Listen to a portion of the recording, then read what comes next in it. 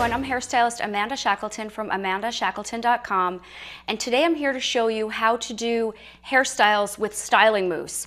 Now when you use styling mousse, it's very important not to put it all over the hair. If you put it through the ends of the hair and the midsection of the hair, it's going to get sticky when you go to blow dry your hair and when you go to style it.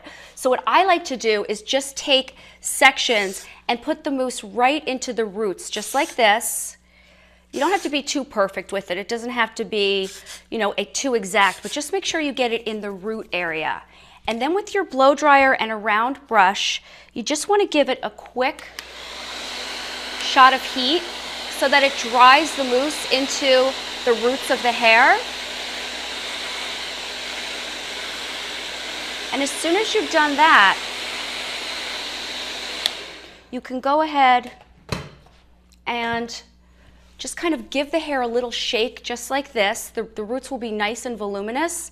And then once you're done with that, you can go ahead and style the hair however you want. If you want to do something that's maybe half up, half down like this, put a little bit of hair up, whatever you want to do after that, that's what I would suggest doing with mousse.